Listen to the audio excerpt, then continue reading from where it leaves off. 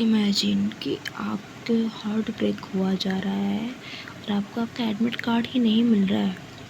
तो भाई कैसे कैसे करके 2 बजे जाके मेरा एडमिट कार्ड मिला। और फिर उसके बाद भी क्लैरिटी कर रही हूँ मैं, ओपन कर करके सब चेक कर रही हूँ कि कुछ छूटा तो नहीं है, कुछ छूटा तो नहीं है। मतलब अपने ऊपर भी सेल्फ कॉन्फिडेंस भी नहीं रह गया है कि हाँ ये सब मैंने एडजस्ट करके रखा हुआ है तो ठीक ही होगा। नहीं भाई, किसी पर ट्रस्ट नहीं है।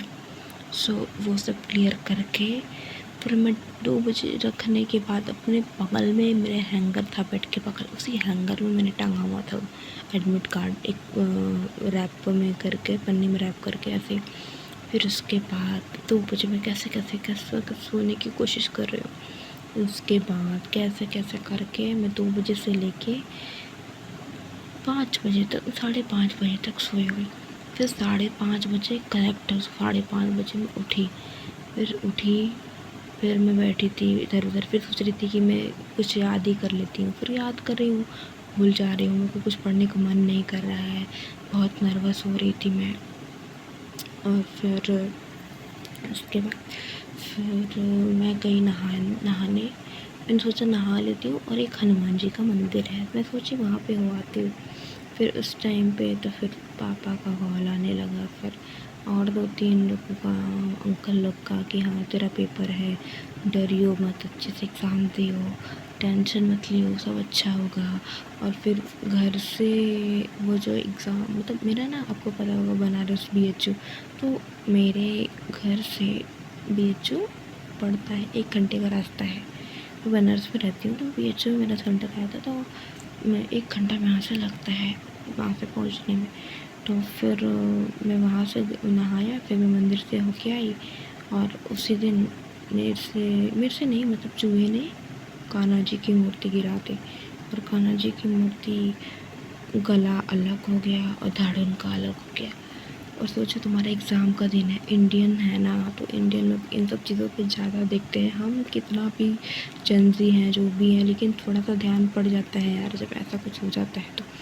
एंड देन फिर उसके बाद एक चूहा था, उसका छोटा सा बच्चा, मतलब 1 ही दिन का ही होगा उसका बच्चा, वो मेरे पैर से दब के मर गया। सोचो एग्ज़ाम के दिन ऐसा हाल हो रहा है मेरा।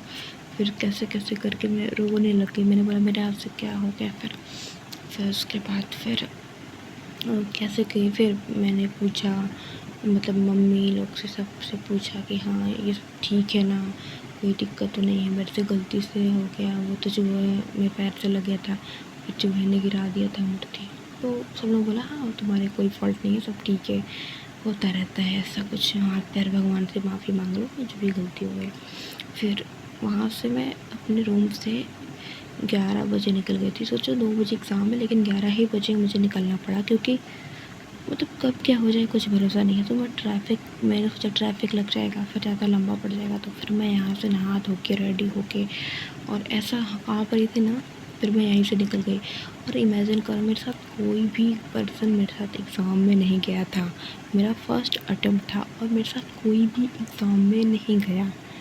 एंड देन जब मैं वहाँ से पहुँची, ट्रैफिक करते करते ना, मैंने 1 गिलास पानी भी नहीं पिया था कि मुझे वॉशरूम लगेगी, फिर या तो मैं ज़्यादा पानी पी लूँगी या खाना खा लूँगी तो मुझे, मेरे पेट में थोड़ा सा, मतलब होता नहीं है कि कुछ भी कहीं आने जाना होता है तो पेट में थोड़ी सी गड़बड़ी हो जाती है कुछ भी। तो मैं सोचा मेरे पेट में दर्द ना हो जाए, मैं कुछ खाना, मैंने खाना खाया था ना, मैंने पानी पिया था। फिर कैसे कैसे करके 12:55 पे मैं पहुँच गई, मतलब ट्रैफिक था, एग्ज़ाम डे था, तो ऐसे ऐसे करके मैं पहुँच गई। फिर उसके बाद वहाँ पहुँचने के बाद फिर मैंने देखा कि सबके तो पेरेंट्स आए हैं, मेरे साथ कोई था ही नहीं। और मैं बहुत नर्वस थी उस टाइम पे, बहुत इमोशनल भी थी कि मेरे साथ कोई था नहीं। एंड देन फिर मैं जब गेट के पास पहुँची, मतलब मेरे बगल की मासी हैं, वो मेरे को लेके गई थी, उनका घर कॉलेज के जस्ट बगल में था, तो वो मेरे को अंदर तक ड्रॉप करने के लिए आई थी।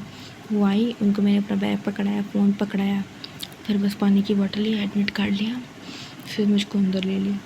फिर उसके बाद स्कैनिंग में, आपको पता होगा या नहीं पता होगा, आई डोंट नो, बट इतनी जगह स्कैनिंग होती है, इतनी जगह चेकिंग होती है, आई कांट इमेजिन कि एक एग्ज़ाम में ऐसा होता है। मतलब पहले मैं गई, बस ड्रेस वगैरह में कि हाँ कोई चीट चैट तो नहीं है, मतलब कुछ चीट वगैरह तो नहीं लिया है, तो वो चेक किया, मतलब ड्रेस कोड वगैरह चेक किया। फिर उसके बाद फिर हेयर स्टाइल वगैरह, मतलब स्क्रंचीज़ वगैरह है, जिन्होंने क्लचर लगाया तो उनके बाल ओपन करवा दिए थे। हाथ में ना कोई रिंग्स, ना कोई इयर रिंग्स, नो स्पिन, कुछ नहीं, स्लीपर भी ओपन टो वाला। फिर उसके बाद फिर मैं अंदर गई।